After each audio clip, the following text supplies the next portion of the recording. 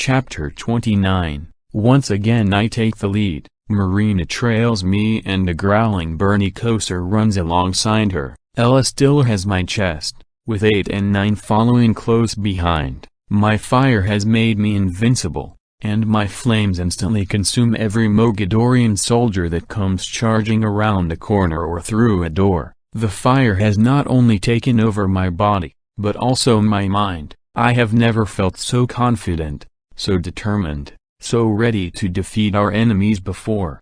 She still hasn't responded to me, Ella yells as we enter another hallway filled with sirens and flashing lights. I don't know if she can hear anything I'm saying. Well, she isn't dead yet because we don't have any new scars, 9 says. My fire is getting higher and wider, licking the walls and ceiling of the corridor as I pass through. It's hard to describe my energy, how I am barely able to contain it, like I might explode with it. I'm ready to fight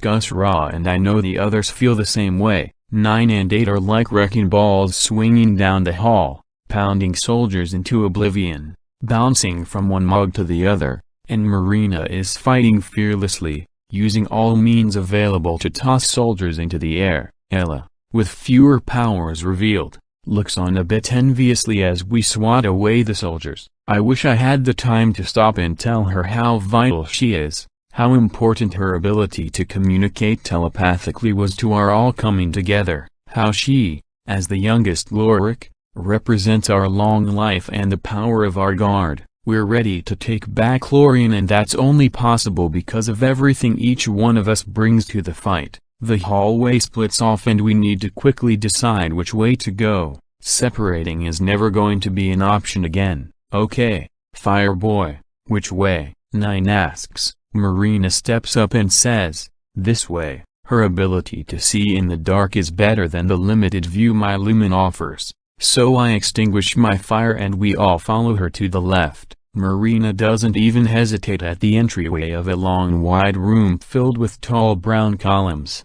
Neither do the rest of us. We have our weapons ready when we first hear the noise of people marching in on the far end of the room. I nudge Marina's arm. Hey, can you see who that is? Yeah, I'm guessing they're government soldiers. They're definitely not mugs. There are a lot of them. I don't know, 20, 30? There could be more than that. She turns and moves towards them. We all do the same. We can toss them aside easily, twisting their guns with our telekinesis. We blow through the big room and turn left, where we find a dozen government soldiers dressed in black, protecting a heavy metal door. As soon as they see us, they step into formation to fully block the passageway and start firing, as if prearranged. Marina and 8 both raise their hands, stopping the bullets as they are fired, inches away from their barrels. Immediately, 9 joins the action and uses his mind to rip the guns out of the soldiers' hands and lifts the soldiers up, dangling from the domed ceiling. We each grab a gun. 9 wedges the tip of his staff into the door frame they were guarding and rips it off its hinges. Behind the doorway is another hallway, this one lined with doors on both sides. 9 runs ahead to each of the doors and briefly presses his ear to each one. He reports one unmanned control room after another. Further down the hall we find what look like empty prison cells. I wonder if we're getting closer to finding 6. She could be behind any one of these doors. I spot a trail of blood in front of one of them. From 10 feet away I rip the door out of its frame. The cell is pitch black inside. Before I have a chance to use my lumen, Marina pushes by me. There's a person in here, she cries. We hear a whimper from the back corner and I flash my lights into the darkness. There, scared and dirty, is someone I was afraid I would never see again. Sarah. I fall to my knees, my lights glowing dimly. I open my mouth to speak, but only a squeak comes out. I try again. Sarah. I can't believe she's sitting in front of me. I can't believe we found her. After a quick glance up at me, Sarah hugs her knees to her chest and looks afraid. Afraid of me. She drops her head into her knees and sobs. Please don't do this to me. Please don't trick me anymore. Not like this. I can't take it. I can't take any more. She's shaking her head over and over. I don't think she's even registered. I'm not alone. I can feel everyone standing behind me, cloaked in darkness. Sarah, I whisper, it's me, John. We're here to take you home. 9 hangs back, but I can hear him say to someone, so this is the famous Sarah girl. Looks good, even dirty. Sarah pulls her legs to her chest even more tightly and peeks over her knees. She looks so vulnerable and scared. I just want to scoop her up, but I move slowly, ready for anything. This could be a trap. I haven't come this far only to act without thinking. When I touch her shoulder, she screams in panic. I can feel everyone behind me flinch with the sudden noise, the sheer terror in her voice. She presses her back against the wall, her hair sticking to the rough concrete. Then she lifts her face to the ceiling and cries, "Don't trick me anymore. I've told you everything. Please don't trick me anymore." Marina steps forward so she is standing next to me. She grabs my arm and gives me a shake, then pulls me to my feet. "John, we can't stay here. We have to get moving. We need to take Sarah with us." Sarah finally sees the others. I watch her take in Marina standing there, looking down at her. Her eyes widen and then she looks around at the others who have stepped closer. Tears streak the thick layer of dirt on her cheeks. "What's happening? Are you really here? Are all of you really here?" I kneel down next to her again. "It's me. It's us. I promise. Look, even Bernie Kosar wants to say hi." He trots over and licks her hand, his tail wagging. I lay my hands on hers, and when I see the bruises running up and down her wrists, my eyes fill with tears. I press her fingers to my lips. "Sarah, listen to me. I know I left you once. I promise you, I will never do that again.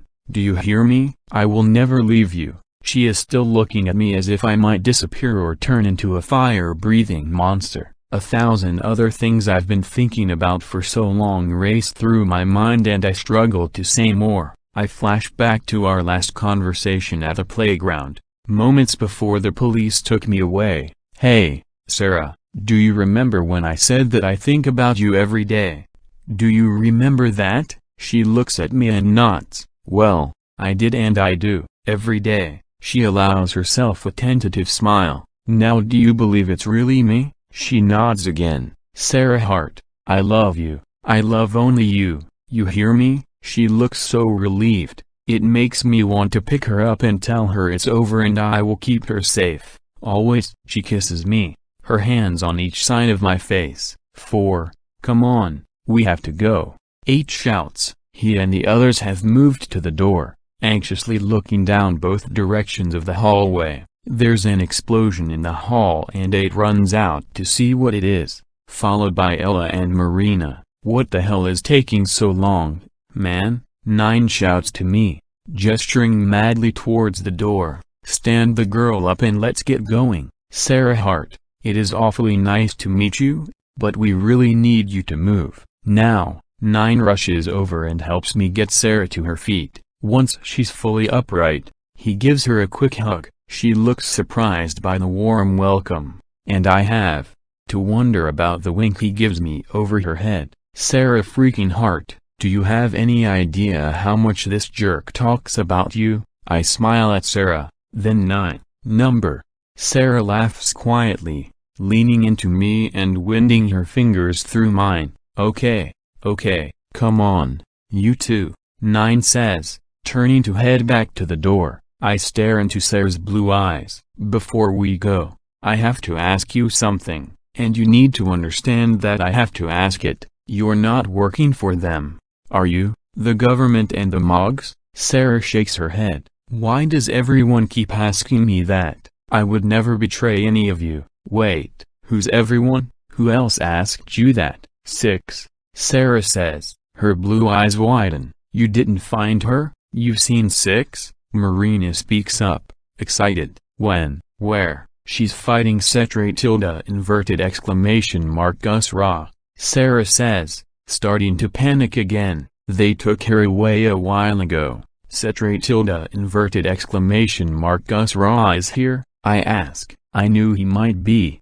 but to have my suspicions confirmed gives me new strength. What? No way. That's my fight, 9 yells. Don't worry, man. If we move fast, maybe you can get a piece of him, I say. Then I look down the hall to find 8, Marina and Ella running back towards us. That way, Marina shouts. I grab Sarah's hand and pull her behind me. Everyone races down the hall where we find Bernie Coaster standing in front of a metal doorway that's the size of a loading dock entrance, barking uncontrollably. There must be something going on in there, 8 says. I'll teleport through and scout it out. Wait a second, 8. I hold up my hand to stop him. No scout, we should just do this, all of us. 8 looks at me for a second, then nods. You're right, this is for all of us. When we're all gathered at the door, I look down the line of determined faces. Even Sarah, she's gone from weepy rescue girl to warrior in a heartbeat. Pretty impressive.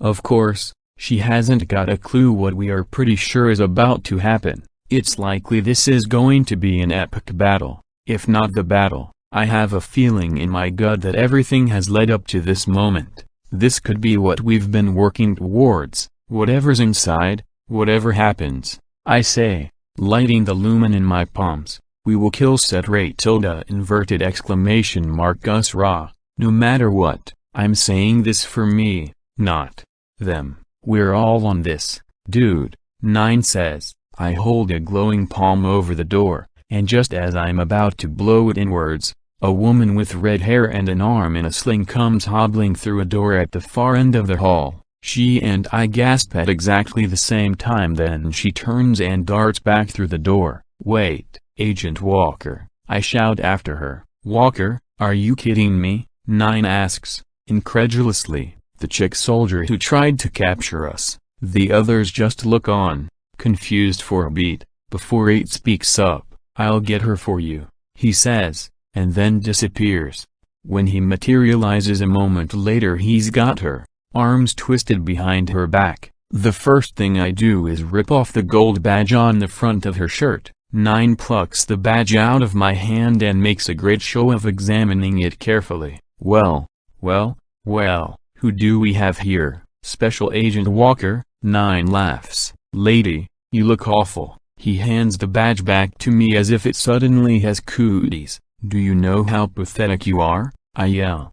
Cutting deals with the Mogs, doing their dirty work. For what? They are going to destroy you. I'm doing my job, she says stiffly. 8 has a tight grip on her. We are doing what's best for this country. She stares back at me defiantly, but I know we will make it clear how much she has to fear from us soon enough. Sarah points at her. I've seen you before, John. She was there when 6 was taken away. 9 grabs Agent Walker by her shirt lapels like some gangster from a movie. 8 never loosens his grip on her arms. 9 shoves his face right into hers. I want this one. I get to kill her. Walker is now frantically struggling to back away from 9 and free herself of 8. Wait, I know where your ship is, she pleads. I know you want it and you'll never find it without me. Our ship is here, Marina asks, clearly uncertain if she can trust what Agent Walker says. The agent narrows her eyes. I'll show you if you let me go. What do you think? 4? 9 asks. John, what happens when you find your ship? Asks Sarah, grabbing my arm. We don't have time for this, Marina says. I know 6 is inside this room. The fact that this woman will say anything to keep us from going in tells me I am right. Forget about her. Who cares where our ship is, until we have 6. 9 says, I'll handle her. Walker floats up into the air and hangs by her belt hook on the light fixture high above us, red-faced with fury. 9 looks at us, winks and flicks the fingers of one hand behind his back, blowing the door open. Marina's right. 6 and inverted exclamation mark Gus Ra come first. Shall we? He smiles at Sarah. You're pretty badass from what I've heard from Johnny here, he says, handing her Walker's Mog cannon. Think you can handle her? Sarah takes the cannon. If she moves from that light, I'll blast her. Gladly. I look at the rest of the guard. It's time. We rush inside. We don't have to figure out who's doing what. We just know. It's quiet and dark and an awful stench permeates the air. All I can think of is the arena that kept appearing in my visions. Is this it? I look around, trying to see if I can tell. The center of the large room is dimly illuminated. 9 runs into the circle of light and yells, "Time to come and play!" Gus Ra, you piece of shit. Where's 6? Marina says. She joins 9 in the center of the room, along with 8. They quickly drop their chests and start to look around. You guys, there's something up on the ceiling, Ella says, her voice echoing around the room. I look up to see a small formation of rocks hanging from the ceiling. I shine my lumen on the object, and bathed in its glow, it almost looks like a statue. This isn't right, I don't know why, but there's something wrong here, I say in a low voice, while we watch the shadows for any sign of movement. 9 uses his anti-gravity legacy to run up onto the ceiling and look at the rock formation. When he starts to get close, I hear a familiar voice yell, "Stop!" I whip around to see 6 standing alone in the doorway. A loop of thick rope hangs from her hip, and in her hand is a jagged blue sword. She looks unharmed. Now that is the 6 I remember, confident and strong. Did she do it? Is it possible that 6 has already killed Gus Ra? 6. Oh, my God, it's you, Marina cries. You're okay, it's over, 6 says. Gus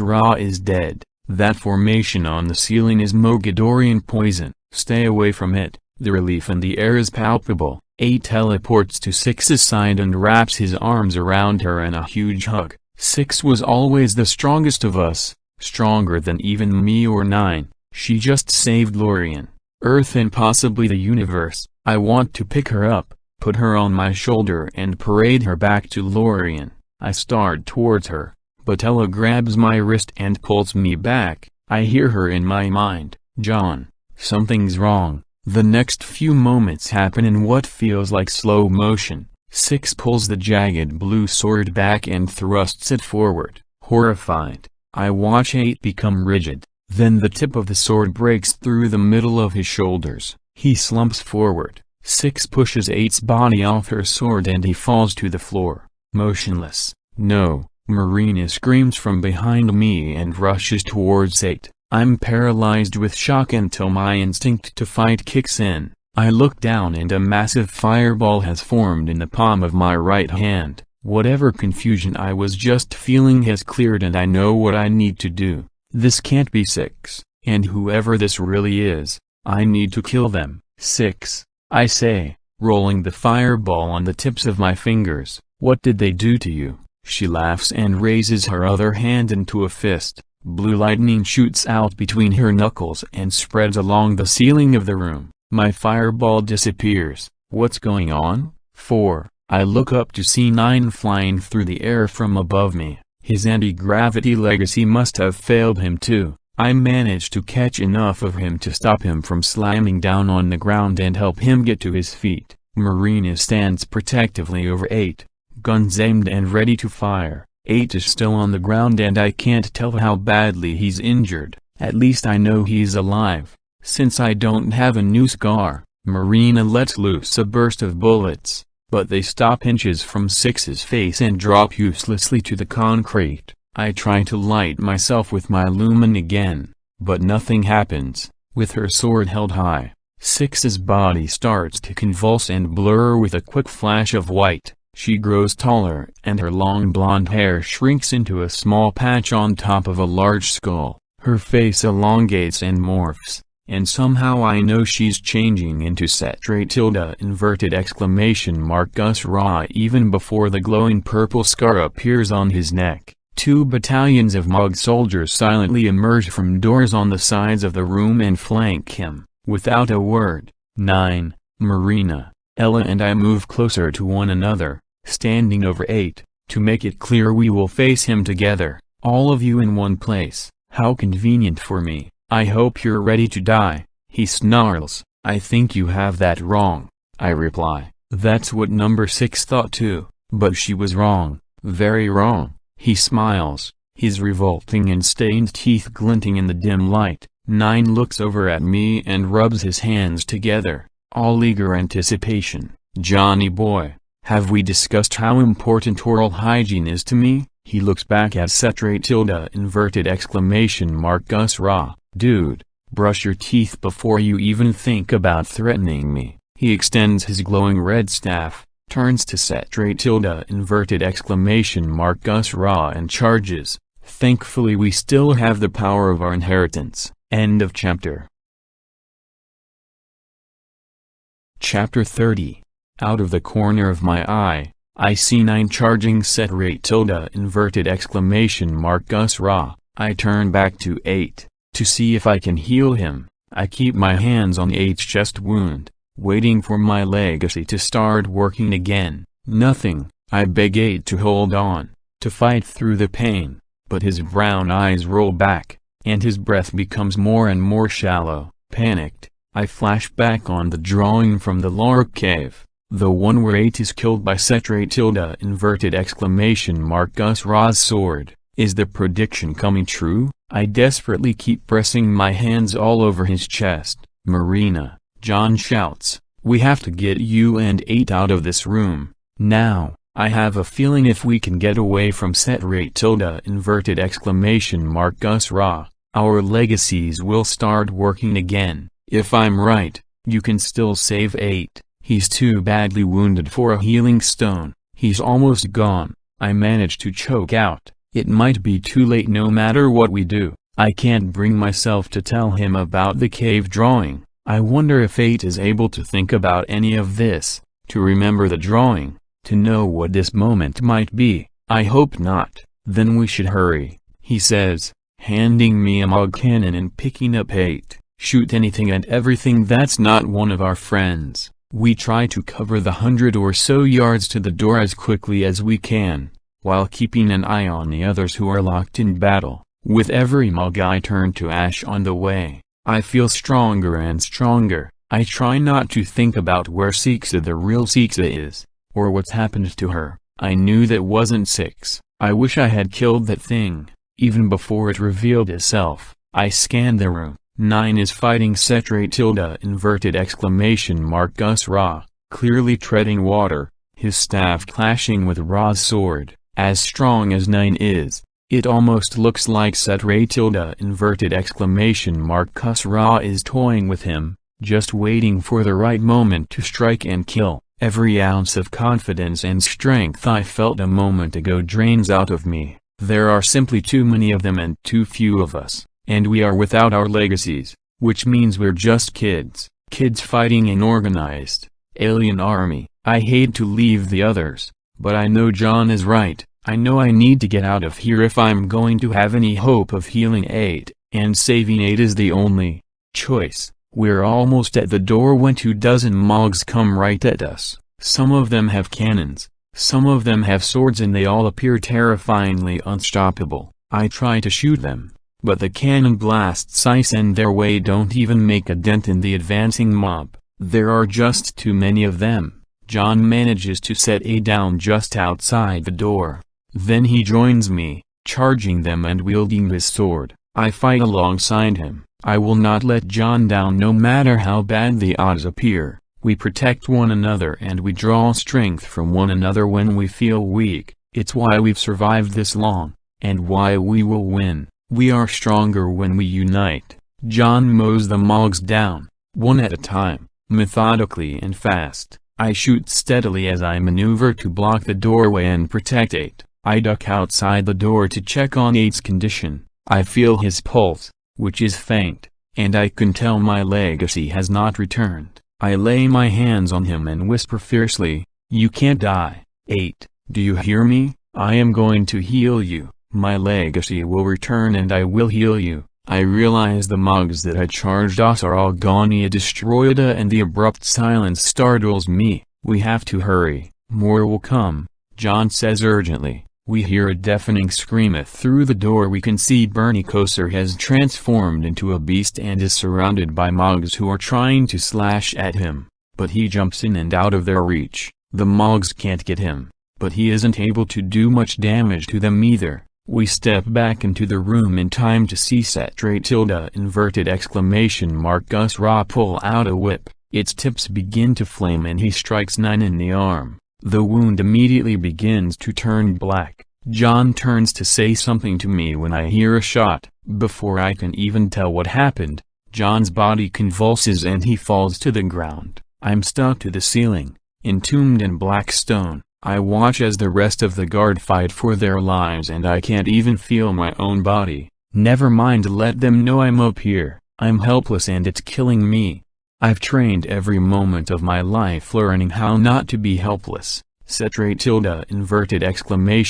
Gus Ra is no great fighter. He's only taking us down because he is able to render us powerless. I want to be standing down there with his head in my hands for all of the Mogs to see. I would make sure they witnessed the destruction of their leader, and then I'd leave them in the same pile of ash. Am I watching the dream of Lorien die? We thought we were so strong and so smart and so prepared. We thought we were going to end the war and fly back home to Lorien. We were fools, arrogant fools. We knew of Gus Ra, the great and terrible Mogadorian leader, but we didn't know anything about how he fought, the powers he would bring to the battle. In retrospect it seems obvious that he would have the power to take our legacies. I wish I could communicate with my fellow Guardia. I'd be able to direct them well from this vantage point. For one thing, I can see that while the Mogs are stupendously strong physically, they bring little if anything in the way of mental technique. These guys are almost as dumb as the rock I've become. They reveal their movements before they act. Their plan of attack is easy to read because they don't have one. This is a game of numbers and brute force, and that is an enemy that can be beat if you know what you're dealing with. But when you're in the thick of it, it's impossible to see. I wish I could tell the guard to focus all of their energies and strength on Gus Ra, otherwise I fear the battle will be short, the Mogs almost sure to win. I watch Pittacus get slashed. He's transformed himself into an enormous beast, the same kind he became back in paradise. His body is thick and muscular, his teeth and claws are sharp and jagged and 2 curled horns have sprouted from his head. I see Gus Ra hit 9 with his whip and 9's arm turned black, which I can only assume means he'll be in the same position as me soon. John has been shot, and he goes down writhing in pain. Marina picks up a cannon and starts firing on the advancing Mogs. Ella's sneaking out of the room. Does she have a plan? I'm distracted from watching Ella by the sound of BK roaring in pain. I see he's fallen to his knees, though he's still fighting, still killing Mogs. He's bleeding heavily from his wounds. It's agonizing watching him slowly destroyed, in so much pain. I am bleeding out. I can feel my blood and my strength running out of me and there's nothing I can do about it. Wave after wave of Mogs just keep coming. I have no idea how many we've killed so far today, but it doesn't seem to make any difference. Without our legacies, it's like trying to stop a tsunami with a pile of Swiss cheese. Marina is behind me, firing on the Mogs. I look over at Pittacus and see the Mogs have ropes around his horns and are dragging him out of the corner. Coward. You're nothing but a coward. You have to paralyze us just to beat us. I hear 9 scream. I see him in the center of the room, one of his arms black and hanging heavy and useless, as Gus Ra rears his whip back. Gus Ra smiles. You can call me whatever names you want. It's not going to change the fact that you're about to die. He snaps the whip forward. 9 tries to block the flaming tips with his staff, but with only one arm, it's impossible. One of the tips hits 9's hand, sending the staff flying, and the other tail of the whip hits 9's face. He screams out in pain as his hand and face both start turning black. Gus Ra advances on him. I have to do what I can before I am totally useless, or dead. So I start firing my cannon as Gus Ra from my position on the ground. At best, I'm a distraction, but I will do whatever I can. He stops each one of the projectiles I fire in midair, and tosses them aside like they're nothing. I hear a new source of cannon fire. I turn towards the door and see Sarah moving into the room, firing on Moggs. Ella behind her. Sarah, she hasn't been trained. There's no way she can survive a battle with the Moggs and Gus Ra. Sarah, I scream, you've got to get out of here. This is not your fight. Sarah ignores me and keeps moving deeper into the room. 9 is trying to move away from Gus Ra, but his arms, both of which are now completely black, weigh him down. His face is quickly turning as black as his arms. Gus Ra strikes 9 again, this time getting him with both tips of the whip right in the middle of his chest. 9 cries out and Gus Ra shouts, I had heard you might be my greatest challenge, but look at you, you are nothing. As Gus Ra brings his whip back once more to deliver a fatal blow to 9, Ella darts out from behind Sarah and throws something at him, something that looks like a small red blur. It hits Gus Ra in the arm and he looks down, shocked, before letting out a deafening roar. I feel something change inside of me. It's immediate and enormously powerful, like someone plugged me into an energy source. I focus on my hands and try, just once more, to light my lumen. To my amazement, it works. Our legacies have returned. From behind me I hear Marina cry out and she races over to 8, who's still just outside the doorway. I see her run her hands over his chest, working on his wounds. She looks at me through the doorway. What just happened? I shake my head. I have no idea, but now we've got ourselves a real fight. My palms glowing. I turn towards the center of the room where Gus Ra is clawing at his arm, trying to pull out the small red object Ella threw at him. He finally succeeds and turns to snap the whip at Ella and Sarah, who is still firing the cannon. They don't move out of the way fast enough and the whip makes contact. They both go down. As soon as the dart hits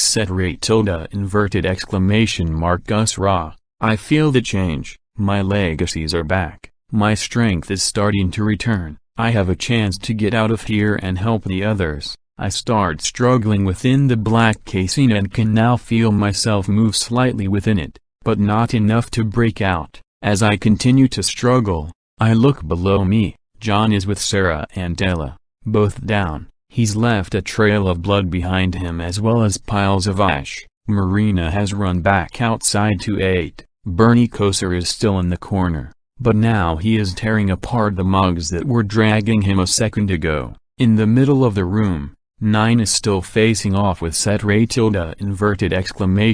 Gus Ra, and he's been able to break his hands and face free from the black rock that was taking over his body. Seeing that gives me hope that I can break out of my own stone prison, and I continue my struggle until I feel the casing start to give way. I'll be out soon. I am frantic to free myself. The only thing I want right now is to show Gus Ra what it feels like to have a real fight on his hands. Just when I was giving up hope that I would ever be able to help 8, my legacy returns. I put my hands on the wound in the center of his chest and feel it start to work. With every second that passes, his heart beats stronger and stronger. I've never felt anything so good in my life. That steady bump bump bump. If I weren't in the middle of the fight of our lives, for our future, I think I would start crying right now. But I stay strong and keep my emotions in check. I look down and see 8's eyes flutter open, then look up at me. You need to know a broken bar 6 tried Toa, he starts to say. I cut him off. That wasn't 6. It was Gus Ra. I don't know how, but it was him. But a broken bar? The confusion in 8's eyes makes my heart break. 8, I can't explain everything right now. How do you feel? Can you stand? We have to get in there, join the others and fight. Are you ready? I need to heal John and I need you to run interference. Got it? He nods and I start to get up, but there's just one thing I need to do before it's too late. I look into his eyes, his beautiful brown eyes. Take a deep breath and kiss him. He looks shocked as I pull back. I shrug at him and smile. Hey, there's no time like the present, right? Before he can say or do anything, I turn to find John. I need to heal him, fast. He took 3 cannon blasts protecting me. If I don't get to him now, he'll die. There's a trail of blood where John dragged himself across the floor, and ate, and I follow it. A heavy cloud of smoke is hanging in the air from all the cannon blasts. When we get to John, he's on his knees, shooting balls of fire from his hands at a massive gang of Mogs trying to get to Ella and Sarah. As we move towards him, the Mogs fire at us, but now that I'm able to use my telekinesis I can deflect their shots, and 8 begins fighting back too. I run to John's side and begin to heal his wounds. He's breathing heavily and is very pale. He's lost so much blood. John, you need to stop for a minute so I can heal you. I have to shout to be heard over the chaos and commotion. I grab his chin and force him to look at me. He shakes his head, trying to release my grip. If I stop, the Mogs will kill Sarah and Ella. If you don't stop, you'll die. 8 is healed now. He can do defense while I work on you. Please, John, we need you. I feel him stop struggling. I look more closely at the wounds on his legs. They're similar. Both legs are bleeding steadily from gaping holes. I work on the right one first, and can immediately tell his thigh bone is also broken. He can't help but scream while it kneads itself, but the sound is absorbed by everything else going on. His hands ball into fists as I continue. The second leg isn't as bad and I'm able to heal it more quickly. John is already breathing easier. I reach for his arm and yell into his ear, "You are looking a whole lot better." I place my hand on the wound on John's upper arm and can feel the muscles, the bicep and tricep, have been shredded. It's going to take a minute or two for them to heal. 8 is still firing away at the constant stream of Mogs, but they are coming almost faster than he can keep up with. I feel John's muscles finally knit together and he's healed. He looks at me and I nod. He leaps to his feet and races over to help 8 protect Ella and Sarah, who are still down. I feel strong. Good. Sarah and Ella did something miraculous that got us our legacies back, made it possible for us to fight, but now they're both hurt. I will turn every last one of these Mogs into ash for hurting my friends. I rushed towards them, whipping balls of fire from my hands at the Mogs. I know it should never feel good to kill a living creature, but right now, it feels great. Now that I'm up, 8 is teleporting all over the room, appearing in front of Mogs and slicing them to pieces with a sword. 9 is still fighting !! Gus Ra, but the two of them are moving so fast they're just a blur. I need to get in there and fight, but I also need to stay here and help Sarah and Ella. Suddenly, one of the Mogs advancing on me turns in a different direction. He's not aiming his cannon at me, it's pointed directly at Sarah and Ella, who are still lying motionless. He fires and their bodies start to convulse, and I begin to scream. I watch in horror as Ella's and Sarah's prone bodies are hit with Mog cannon fire. John reaches them and I rush to his side. He's kneeling next to them and holding their hands as their bodies shake. We're too late. After all of this, after we made it this far and we all found each other at last, it looks like we're about to lose another member of the guard. And Sarah, John just found her again, and he's going to lose her. I close my eyes as well, bracing myself for another scar to burn itself into my leg. A scar for Ella. I know this one is going to hurt the most, but nothing happens. Is there something different about Ella that her death won't cause a scar? That can't be. I open my eyes and look at John, who's still hunched over Sarah and Ella, still intently squeezing their hands. I look closer at the girls and can't quite believe what I'm seeing. Their wounds a cannon blasts to their bodies and hideous burns on their faces are healing. What's happening? How are you doing this? I ask John, looking at him in wonder. I have no idea, he says, shaking his head. I didn't know I could do this. I saw Sarah on the ground and I wasn't going to let her die, or Ella, not another one of the guard. I won't let that happen, especially now that we're together. I took their hands and thought about how much I wanted their injuries to heal, how much I wished I could heal the broken bar, and it suddenly just started to happen. You've developed a new legacy, I cry, squeezing his shoulders, or I just wanted it so badly. A miracle happened. Whatever it is, they're both healing. He lets out a laugh, filled with exhaustion and relief. John looks to the center of the room, where 9 continues to fight. Marina, this is not the time we're going to bring Gus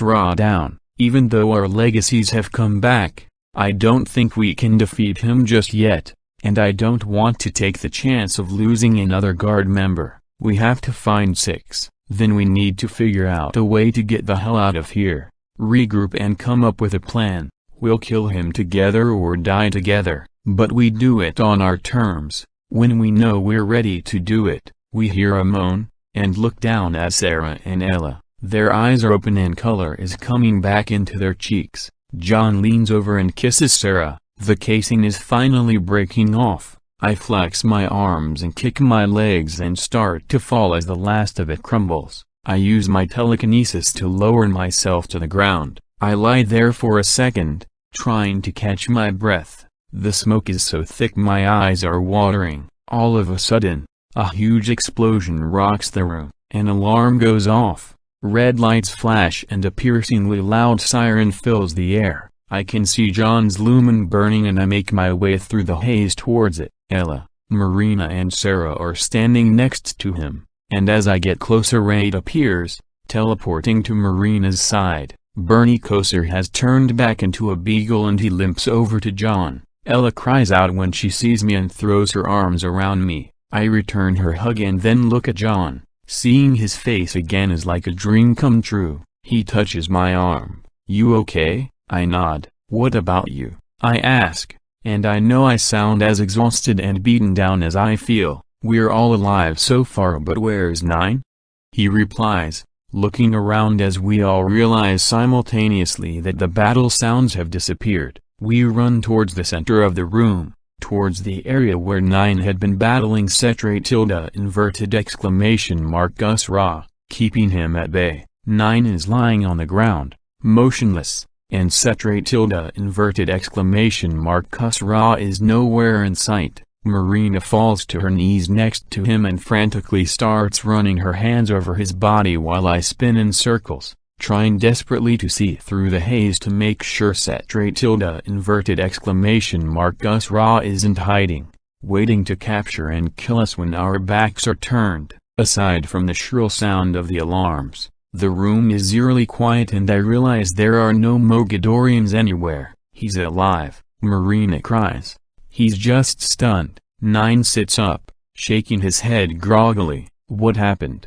He asks. I was going to ask you that. 8 says, there was an explosion and everyone but the 7 of us have disappeared. I don't know, I didn't see where he went. 1 second I was trying to hold my own, fighting him off. The next thing I knew I was here on the ground. What do we do now? Sarah asks. We have to get off here, says John. Gus